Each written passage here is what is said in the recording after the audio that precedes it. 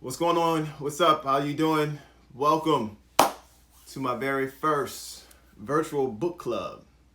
Looking forward to this. Looking forward to spending some time with all of you out there and giving you a little taste of my novel here, Last Request. Okay, we got folks joining in. Thank you all. Thank you all.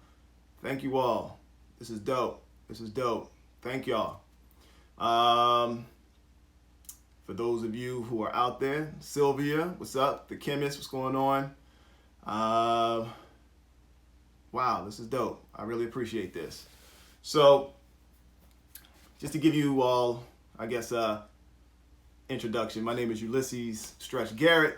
I am the author of The Last Request, and I thought it would be super dope for me to do a virtual book club, more or less, with everyone out there. For those of you who may not have read the book, or for those of you who have read the book, this will be a good time for us just to connect. I'm gonna read the first chapter, and of course I'm gonna open it up for questions if you all want to ask away and kind of get into the nuances of the book. So first and foremost, I want to thank y'all for taking time out to join me tonight. Thank you for supporting me if you have already picked up the book, and if you haven't, by all means, I would greatly appreciate it if you do. It's available everywhere: BarnesandNoble.com, Amazon, BooksAMillion.com, Target, Walmart, and of course you can go to my website at DopeSense76.com as well. All right. So if you all will indulge me, we'll cheers. Hopefully you have a nice little beverage with you. I'm a red wine connoisseur, so I gotta cheers it up. Yeah, so we're going into it. What's up, Dave? How you doing, man? Thanks for joining. What's up, Erica? How you doing? Thanks for joining. This is wonderful. This is wonderful, man. I appreciate the love, man. Angela, how you doing? Thanks for joining. So I thought, why don't we just start from the beginning, all right? Just to give you a little brief background on how I came to pen this novel. It took me 13 years to write this book. 13 years to write this book. Very interesting backstory. Of course, for those of you who may not know, my background is in radio. I've been in radio for 23 years now. And back in the day, when I was at my old radio station in Baltimore, I used to host a show called The Love Zone. Now, me being single man that I was and not really into relationships and things of that nature, I found it odd that I was hosting that show, but it actually did wonders for me because it allowed me to more or less, there we go. It allowed me to, I look good in this light. It allowed me to get in tune and get in touch with the aspects of letting my guard down, being vulnerable, and listening to other people's perceptions on love and relationships. So that was pretty much the premise that led me to writing this book. And then also life lessons, man. You know, going through multiple relationships or the lack thereof, that I found myself kind of just going through the motions. And I felt like I got a story to tell. So this book is loosely based off of me. It's not all me. So I got to put that out there as a disclaimer. But it's loosely based off of me. What's up, DJ Joe Cat Daddy? Zoe? What's up, man? How you feel? And I thought this would be a good opportunity to actually write a romance novel, because when you think about it, there's a lot of romance novels out there, but they're not from a male perspective. And I know as a man, we always try to get in tune or try to understand the psyche of a female, which is harder than, calculus, algebra, all that put into one. But here's an opportunity for the ladies to understand how we as men, we think from time to time as well. So what better way than to start from the beginning, all right? So again, Last Request. I'm going to read the back of the book for you, and then I'm going to get into to chapter 1, and I hope you all stay with me and hear it out. And then if you have any questions, by all means, type them in the comment, or if you want to go live with me simultaneously, just let me know. Hit the request button, and I'll chime you in, all right? So here we go. Baltimore's prominent radio personality and host of the #1 nightly relationship show, The Love Supreme, Mason Blake Jr. hasn't been in love in a mighty long time. Battling from past pain, he is unable to be vulnerable to women he dates, so he mows through them one fine body at a time. Mason's world collides with Angela West at an awards gala, and he is instantly smitten with the woman who slowly breaks down his barriers. Mason and Angela's romance takes off until his world is rocked by one person whose love he has been seeking for a long time. Mysteriously reappears after years of being absent. Are you intrigued already? Mason's life becomes an emotional roller coaster that causes him to spiral to places and persons that could jeopardize his budding relationship with Angela. It could cost him everything from his friends, job, and the woman he loves. And that, my friends, is the last request. So let's get into it. Chapter 1. An explosion erupts in my head as I lie in bed, cupping my ears, trying to bar out the sound. In the apartment overhead, neighbors blast that damn soca music like they do every Saturday morning at the first sight of light. I lift my head only to put it back down. With eyes shut, I realize the culprit is not the neighbor's weekly habit, but the pulsating that's likened to the repeated pounding of kick drums. I have the biggest hangover I've ever had in my life. Shit, I mutter in a groggy voice when a feminine moan caresses my ears. Good morning, Mason. Looking to my left, I focus on the mocha-dipped beauty. She smiles at me. The sun peeks through the blinds and caresses her face. Hey, you. I try to remember her name. As she props up on her elbows, resting her head in her palm, the cotton bedsheet slips down below her firm, supple breasts, her nipples beaming at me, reminding me of the night before. Like M&Ms, they melt in your mouth and not in your hands, as I recall going to town on those bad boys. Now I remember. Thank you for last night, Tracy. No, thank you. Her smile brightens up the room more. When you walked in the club last night, I did not expect to end up here. My girls told me you were peeping me throughout the night, and when you came over and talked to me, I was no more good, she giggles, showing dimples deep like a cave. Damn, not another one-hitter quitter. Well, you know, I'm not blind. When I see a woman as fine as you, I better speak up. My cell phone rings. I set the ringer to extra loud, intensifying the throbbing in my head. I flinch and reach for it on the nightstand, slide my finger across the screen. Hello? Nigga, where the hell are you? It's my boy Xavier yelling in my damn ear. He's at the gym. Screeching sneakers and dribbling basketballs are coming through loud and clear. I'm at the crib. I smile at Tracy. Laid up right now. Laid up? With what chick this time? I sigh and shake my head. Get your ass down here to this court, man. We are ready to play. Last time I checked, you can't play 4-on-4 with 7 dudes. Tell Slim where she can find a cereal, a bowl, and a spoon, and get here. He ends the call before I can reply. He is right, though. I have to join my boys. We play basketball every Saturday morning. Been that way off and on for 15 years. The only time we were not consistent was during undergrad since Dave went out of state. Hell, we even played the day Courtney married Crystal. He wanted to play, said it would shake his nerves. He wanted to play, said it would help him shake the nerves. Xavier told him that was his inner self telling him to run and run fast. I return the phone to the nightstand and look at the fine piece of sculpted art reclining beside me. Damn. Tracy, look, I enjoyed last night, but I have an ongoing engagement I gotta attend. Yes, I heard, she rolls her eyes. I want to hold you up from your basketball game with the guys. She yanks back the bed sheet and slides her long legs over the edge of the bed. Standing, she bends over to pick up her panties. I sit up in the bed and watch one last time as she maneuvers into the silk garment, taking her time to slip one leg in at a time. Deep down, I know this will be the last time I see her, so I take it all in. Damn. She faces me and props her hands on her hips. By the way, nigga, where can I find your bowls, spoons, and what kind of cereal do you have? I laugh, fall back, and drown into my bed.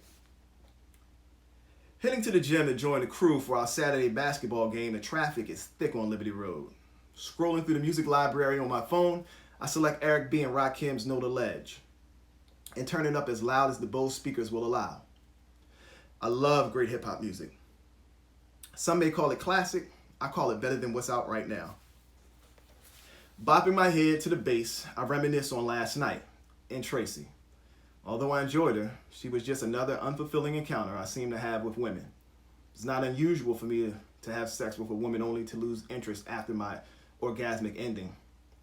Thinking back to my endless and uneventful past relationships, they all seem to end up in the same place. Nowhere. I guess I'm trying to live up to this persona of being a radio personality. I admit, early on I enjoyed a variety of women and pleasure of not committing to anything or anyone. But I'm not kidding anyone but myself. I'm 35 years old, I'm single, and supposed to be enjoying life. I have a great one, to be honest. I'm the #1 radio host in Baltimore, making a shitload of money with a great family and a ton of friends. What more can I ask for? A woman? Psh, hell no. I don't need one. Having one would just complicate things. Dating multiple women works for me. I can have a variety and enjoy them all. Fuck love. Yeah, that's it. Fuck love. But I know better. Variety is just my justification for my actions. I get to the gym to see the guys shooting around. Well, if it isn't the Black Bachelor. How many roses did you hand out last night, kid? Hold up, scratch that. We all know America don't want to see black love, don't want to see black folk romance one another on TV. So how many Lamaritas did you pass out instead? Thank you for making your presence felt this morning, by the way, Xavier belts out. I toss my gym bag into the corner and lace up my J's. Courtney, Dave, and Xavier stand there with that look on their faces that teenage girls have when they're gossiping. So how bad was this joint, Mace? Dave asks. She must have been a serious dime since this fool is crazy late, Xavier adds. Out of all my boys, Xavier's the most outspoken and has no filter. I'm single because of my inability to commit, but this fool is single just because he's an ass. She is seriously tight. Body is crazy and the sex was dope. Now granted, I was messed up from 4 tequila mules, but she was a beast. Courtney gives me a look of displeasure as he takes a jump shot about 2 inches inside the 3-point line. So will you be seeing her again, he asks? He knows the answer, but Courtney has been my man for over 20 years and he knows me the best. He knows about the countless failed relationships over the years and he knows the root of my problem, my father. I shrug off his question and dribble past him and shoot a left-handed layup. Come on, Court. You know this dude will not see her again, Dave laughs. This is Mr. B. Moore, Mr. Radio Man, Mr. Get New Ass Daily, a.k.a. the most interesting man in the world, Xavier belts. They both enjoy a hearty laugh on my account. This is why I love these dudes. They ride me and let me know when I'm wrong. Our weekly competition arrives. Some dudes from Dave's job at the airport. We start the game. Courtney makes his way over and stands next to me. Mace, we will talk about this later, man. Real talk, he whispers. I give him a nod as I check ball with the lanky white dude and yell ball in. Driving home from the game, I think about what Courtney said. It is clear he will not let this go, and he'll corner me eventually. I turn on the radio until I find the most ratchet song to clear my mind from real life. I'm just about to hit the highway and my phone rings. It's Mom. When I answer, I hear her voice chime through my speakers in my truck from my Bluetooth service. Mason? Hello? Are you there? Yes. Good morning, Ma. How are you feeling this morning? I chuckle. Tech savvy she's not, and Mom hates when I talk to her using the Bluetooth. She says it's like I'm listening to someone scream at you. She says it's like listening to someone scream at you in a tunnel. I'm the only child between Mason Blake Sr. and Sonia Collins. Dad has 3 or more other children from his many romps around town, but I'm not close to any of them, though I wish I were. I wonder if they had a relationship with him unlike me. I wonder if he ever attended any of their school functions or graduations. So are you? I catch the end of her statement. Am I what? Boy, what did I tell you about listening to that hip hop when I'm talking to you? I see you never pay attention. I asked, were you ready for the awards banquet in a few weeks? Oh yeah. You know it, lady. I'm very excited. Can't wait, to be honest with you. And for the record, there's nothing wrong with listening to a little Juicy J every now and again. I'm going to put you down on some of this goodness right here, I laugh. Mason, if it isn't Stevie, Marvin, Aretha, or Luther, I don't want any parts of it. Oh, Luther, you know how I get about him. She pauses. Baby, you know I hate that I will miss this event. This will be the first of your achievements I'll miss in 35 years of your life. I'm so upset about it, she sighs. Mom is recovering from hip surgery about a month ago and is immobile. She's my best friend and supporter. Being there for me is everything, and has been there for everything I've done. She cheered so loud at my youth basketball games and shouted, "That's my baby," at my high school and college graduation after being instructed not to do so. She even learned how to throw a curveball when I was a kid and then taught me. I love her so much and will do anything for her. Oh, look here, Sonia Collins. I'll give you a pass this time. You've accumulated enough leave over the past 35 years, I chuckle. My parents never married, thus a different last name. According to my mom, they dated off and on for a few years until I was born, and then he was like Casper, ghost. Chalk that up as another reason why I don't think highly of relationships and marriages. I fear I'll be just like him. What a great role model I had in Mason Blake Sr. I know, baby, but I would love to see my one and only son being honored for something that he believes in. You know, this will only magnify your availability with the ladies. I was just talking about you to Sister Jean at the church, and she was telling me about her grandniece that she thought would be great for you. When can I expect you to bring home someone to meet your poor old mom? Mason, I'm not getting any younger, and I would love to enjoy my grandkids. Boy, I'm down to one good hip over here, she sighs. Tell you what, bionic woman, I'm not sure when I'll get there, but with that new hip of yours, I'm sure you will be able to bounce that kid to the moon. Oh, and stop yapping about me to the rest of those church hens. Please, I laugh. Boy, I will do what I need to do to get you right. You're a great man, son. You're nothing like your father, and I thank my Lord and Savior every day for that. It is time for you to stop being picky or whatever it is that you got going on and find your soulmate. I want you happy. I won't be here forever, and I can't have you left behind alone, she whimpers. Mom's words resonate through me like a jellyfish sting, strong and sharp, and yet she is so right. Boy, it's a lot easier said than done.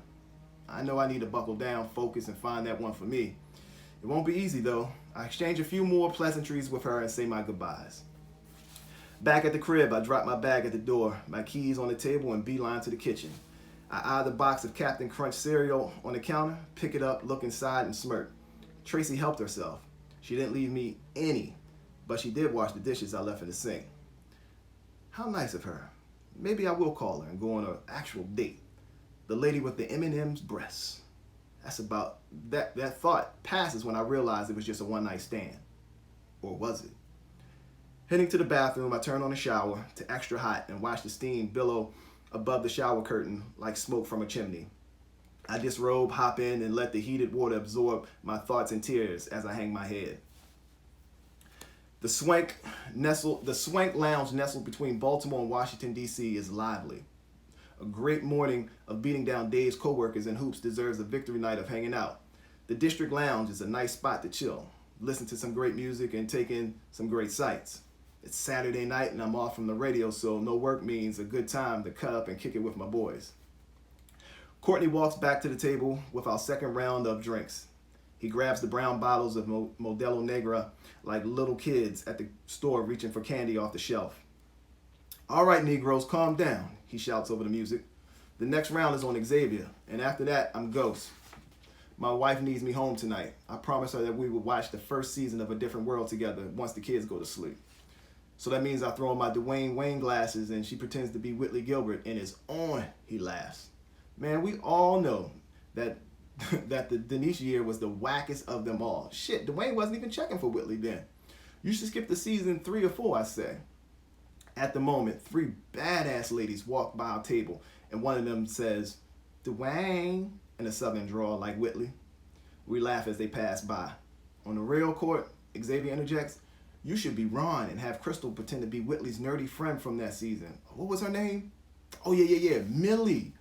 I would love to have me a Millie, all nerdy and shit, but a freak in the bedroom. I would steam them glasses all the way up." We sip our beers and laugh at the dumbness known as Xavier. Xavier Nettles has been my boy since the ninth grade. He's the comic relief. He's the comic relief to make you laugh when your spirits need lifting. I remember the day we all met at Woodlawn High School. It was the middle of the school year when he transferred in from New Jersey. We were in gym class in a wrestling room above the gym. The place was hella hot that day. God knows why. Mr. Yestes, our gym teacher, was an older than deaf looking man who wore shorts all year round, even in the dead months of winter. He was 6'2" with long, lanky arms and legs. He wore his hair slicked back and perfect like Pat Riley's hair when he used to coach the Showtime Lakers with Magic Johnson. Mr. Yestes would call no one by their name, but refer to everyone as squirrels. I'm not sure why though. We all just went along with it. We had gym at 6th period my freshman year, and by the end of the day, teenage boys stank. And being in that hot room intensified it more. I remember Xavier running into the room late, trying to adjust his shorts. Mr. Yestes saw him and looked on his watch. "Well, you're late there, squirrel. Who are you, son?" Xavier surveyed the room of adolescent pimple-faced boys looking at him. "My name is Xavier Nettles, sir. I just transferred and today's my first day." Mr. Yestes shook his head and told Xavier to fall in line with the rest of us. As Xavier made his way, his legs buckled and he fell to the mat. Mr. Yestes looked at him with dismay. "You all right there, squirrel?" Yes, sir. But I'm sorry, this room smells like old vagina and cigarettes and it's affecting my allergies. May I go to the nurse's office?" Xavier shouted. The entire class broke out in laughter as Mr. Yestes blew his whistle for silence. He shook his head and excused the new kid, and the rest of us fell into place to learn how to shoot and pancake one another on the old vagina-smelling mats. After that day, Xavier became best buddies with Court and me. With men and women, Xavier's rationale comes from far out of space. This is the same man that bags the finest women with his foolishness. Let me or anyone else try that stuff, and the slapping and the kicking and cursing to hell begin. A complex guy, but I love him like the brother I never had. Dave leans in with his drunken ass. All right, dudes. If you could live the rest of your life wealthy, healthy, but with no pussy, would you do it? We pause, look at one another and laugh. I don't know about y'all, but I need my ass like a diabetic needs insulin, Xavier belts. That's a dumb but good question, I say. Having good health and wealth is a good thing, but not having any loving to go with it is like being sent to space with no gear. I'm just saying. Can a brother get a little bit of both here? Drunk, Dave turns in his chair and stares at Courtney. Court, you're the only one married mofo in here. So tell us, what would you want? Wealth, health, or ass? Courtney takes a sip of his Modelo Negro and chuckles. You dudes are idiots. I'm getting all three at no cost since I'm married. I'm in a very happy, loving relationship. I'm not worried about monetary wealth. I'm rich in the love of my wife and kids, and I get ass anytime I want. Sorry. Insulin pump. Bullshit, Xavier says. The only time you get in wifey tail is when them kids are asleep or when your wife is in one of those deep coma-like sleeps. We laugh and continue to drink our beers. The music starts to vibe as the ladies are moving in slow, fluid motion like characters in a Spike Lee movie. There are a lot of attractive women out tonight. All races, colors, and creeds are representing. I feel like a diplomat from the United Nations up in here.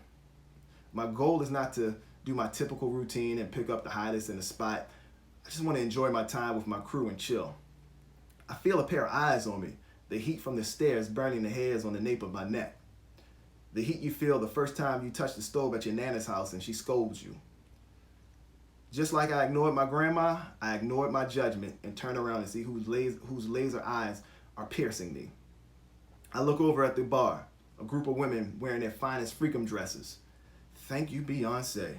The woman hawking me stands out from the rest. That cream-colored dress is hugging her body tight in all the right places. Her bare legs glisten as nude-colored stilettos accentuate calves cut to perfection. Yeah, a definite gym rat. She needs those strong legs to hold that entire ass that she's carrying. She smiles at me. Oh, she wants to play that game. I get Xavier's attention and motion him to follow me over to the bar. Once he sees the bar beauties, he jumps up with more energy than Tiger Woods when he sees a white woman. Hey, Courtney, Do me a favor. I'm sorry. Hey, Courtney, do Mason and me a favor. Babysit Dave for a second. We have some kitty taming to do, he brags.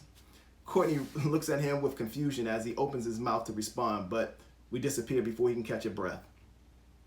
We make our way over to the group of 3 women at the bar. My eyes never veer away from the one in cream. Xavier wedges between the 2 ladies who aren't in cream. They're also nice looking ladies. One woman is a dark-skinned sister with a very nice smile and smells like vanilla. The other woman has a simple snatchback hairstyle, wearing glasses, and has a butter complexion. She looks Puerto Rican or Dominican.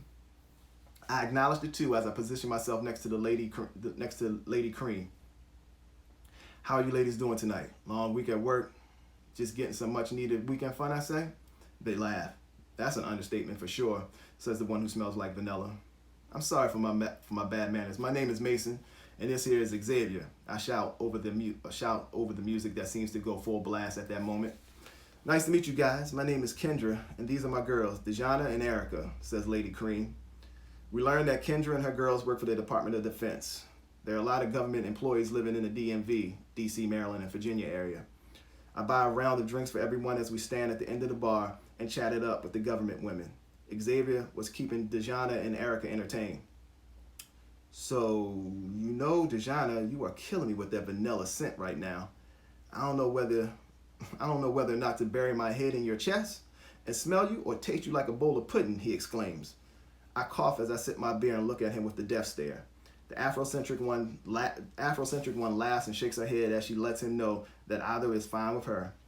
He is doing his job with them, and I'm none more the please. Kendra is not only stunning, but smart and focused. She's a graduate of the University of North Carolina with a degree in criminal justice for undergrad, and she got a master's in criminal justice from Johns Hopkins. So far, I'm a fan of hers. She's 36 with a 7-year-old son and has yet to walk down the aisle. She tells me that she and her son's father were engaged until he decided marriage wasn't in his future and left her for a white woman he met on Match.com. The more and more she tells me her story, the more I get squeamish and uncomfortable. I would rather be in a conversation Xavier and his 2 beauties are having. As I hear him ask the one wearing glasses if he can call her Millie. So how has dating been since your unfortunate situation, I muster? With a slight turn of her head, she brushes her hair out of her eyes and smiles.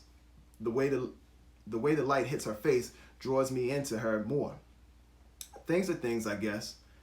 I could be that bitter woman that hates dudes, but I'm not. Things happen for a reason, and I got something out of the situation that I won't ever replace in life. Her smile is intoxicating, making me forget about my previous hesitation.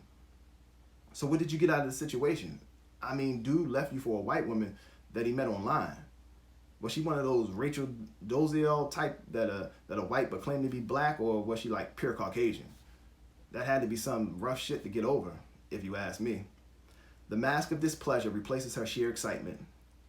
Damn, I fucked up. But before I could try to rectify the situation, she unleashes on me. What did I get? I got a beautiful son that loves me unconditionally. That's what I got. A boy that I will teach to love and respect women he encounters and won't treat women bad like his no good daddy. That's what I got, she screams. Xavier and the two he's entertaining glance over at us. Are you okay? Asks the Puerto Rican woman. Yes, she miffs as she continues tearing me a new one. I have damage control ahead of me and I need to handle it before this mess gets out of hand any further. I meant no disrespect at all. I just realized that I didn't realize that you saw the positive in such a negative situation. Please understand, I meant no harm. I can relate to Kendra and her little boy. She reminds me of my mom and me so many years ago. Focusing on her body and that dress tunes out my ability to hear her story in depth. I remember a time when my dad promised to pick me up to go shoot hoops. It was the summer of 1993, and my mom telling me to get ready. She had just bought me some new sneakers that summer, and I had on my Patrick Ewing Knicks jersey. I sat on the steps of our house that morning, waiting for him to come. I wanted to show him that my dribbling and jump shot were on point. On that day, the only thing that dribbled was my sweat as it fell from my brow upon the step. That day seemed so long. The hours passed and he never came. Mom came to the door. Baby, He isn't coming. Please come inside. It's getting dark. I didn't move. I sat there and dribbled the ball between my legs as the tears rolled down my face, hoping the next car coming down the street was his. That summer, he never came to take me shooting, and my trust and hope in him had diminished. After I expressed to Kendra that she is so right, without telling her the story of my childhood, she tells me more about her son and how much of a good kid he is. I smile at her every word as we make plans to take them both shooting. I smile at her every word as we make plans to take them both shooting hoops at the park the next following weekend. And there you go. That's chapter 1 of The Last Request. And I'll open it up, man. If anyone has any questions or that they would like to ask about the book, I'm open for you. I thank y'all for actually just listening and sitting there while I read the first chapter of the book. So if anyone has any questions, by all means, shoot them out. I'm here for you.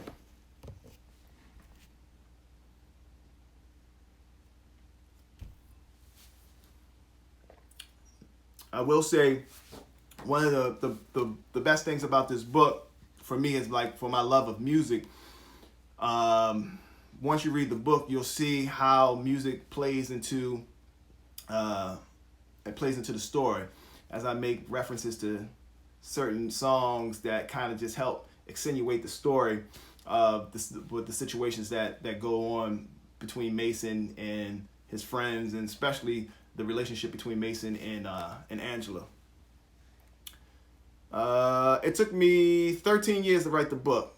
Thank you for asking. 13 years. So it's a process, but I think going forward, when I write my next book, it won't take me 13 years now that I know it, and I have a better sense of managing, like, time and, letting the creativity roll. So that's pretty much it. Yeah, Angela, that was chapter 1 that I read. So that just gives you just a little insight into Mason. I'm a little biased, of course, but I think he's one of those characters that you may not like in the very beginning, but as the story progresses, you'll start to see more the dynamics that make him, and then get a good understanding of why he is the way he is, and then hopefully by the end of the story, you'll love him as much as I do.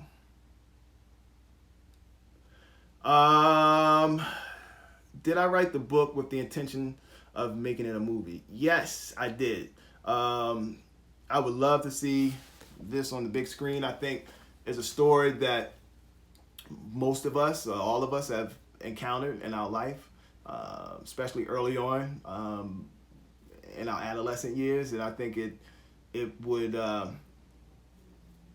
be, in essence, I think it'll just show well on the big screen, and then bringing those characters to life, and actually taking what's in this book and bringing it to life. Yes.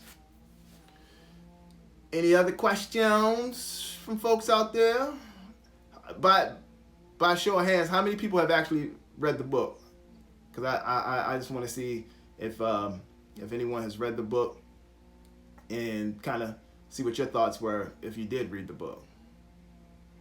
And if you haven't read the book, please pick up a copy today. It's a good read, a great read rather, and especially during this time of quarantining while we're all at the crib, or you can sit outside and have your glass of wine and breeze through this book rather quickly. It's a good read. Okay, bet. Thank you. You'll start chapter 2 tonight. Thank you, Angela. So, Angela, have you purchased the book already?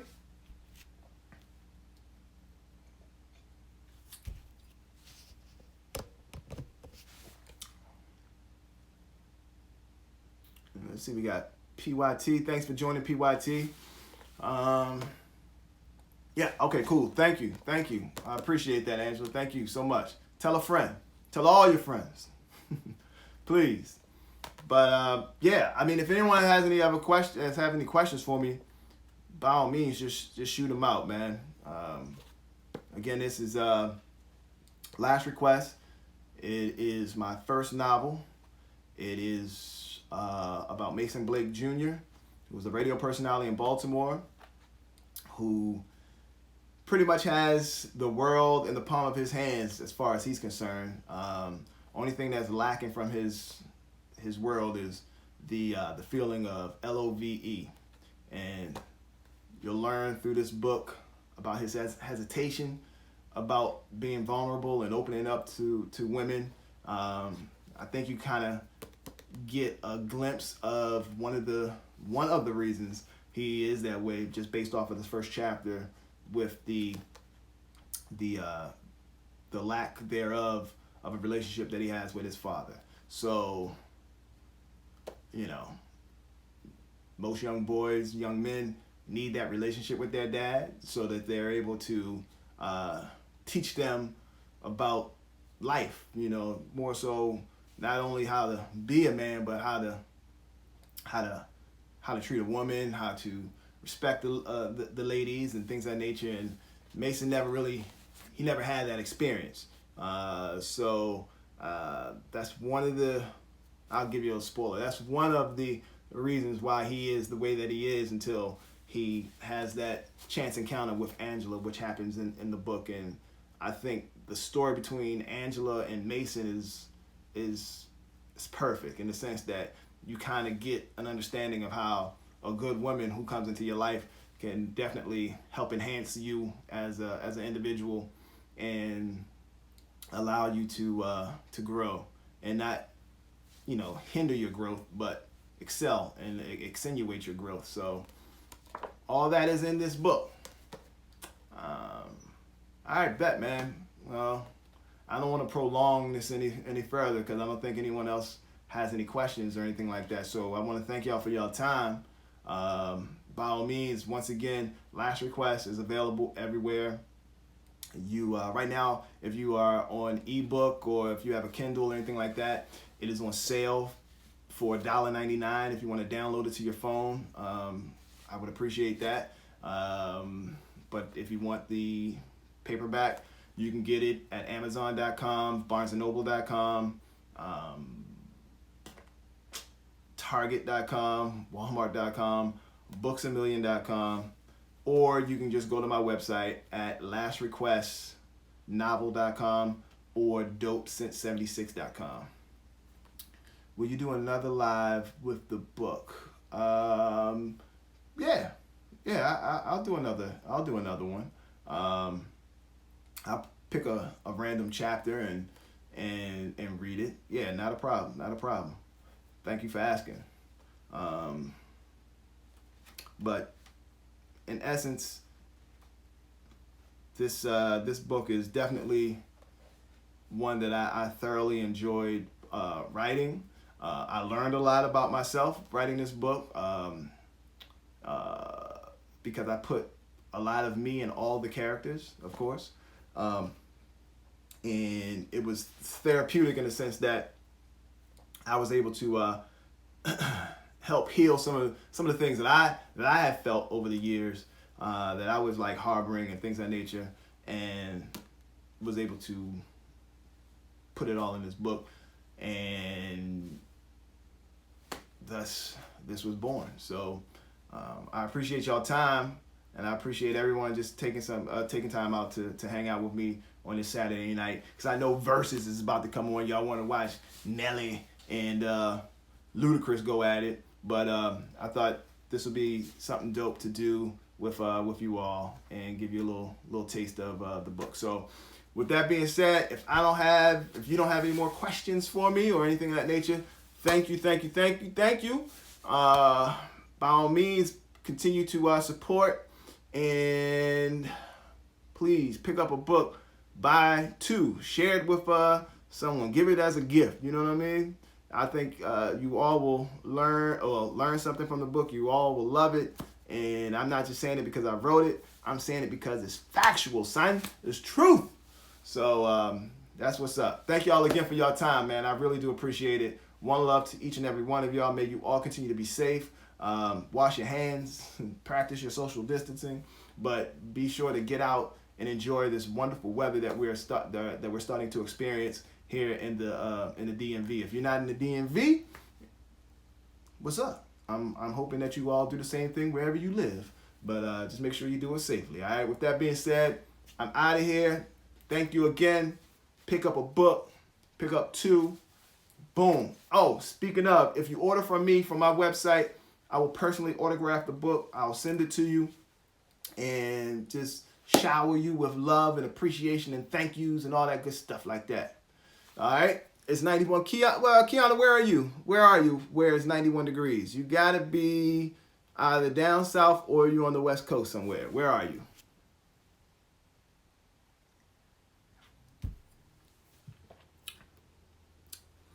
These delays, they be killing me, man. The delays. Type of way, Kiana. Where you at? Talk to me. Thank you, Angela. I appreciate it. It's near Sacramento. Okay, the Bay.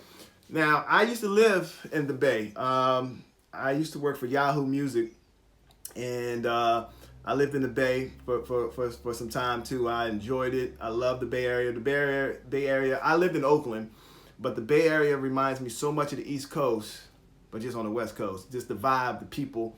I felt at home there. What's up, Bianca? How you doing, baby? Thank you for joining. You just came at the end, Bianca. I just read chapter 1 of the book and just wrapping it up. But I do appreciate you for sliding through. Shout out to my girl, Bianca Williams. She's also another author. She's great. If you all are in need of a good romance, like novel serial, she has a series, please check her out. It's dope. All right, so make sure you show her some love as well, and follow her on Instagram. You see it right there, B Will Books. All right. Oh, Jazz, what's up, Jasmine? My cousin Jasmine. I want you all to type congratulations. As for my little cousin Jasmine, she just graduated from college, and she is going to be a nurse. So congratulations to you, Jazz. All right, as you do your thing, and congratulations to the rest of the class of 2020. All right, so much love to you, baby girl.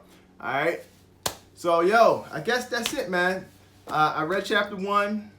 I think you all, if you haven't read the book and you heard chapter 1, I'm hoping that it was enticing it to make you want to pick up and read the rest of the story. All right? That's what's up. And with that being said, thanks again. I'm going to get out of here because I want to get ready for Versus so I can listen to Nelly and Luda go at it.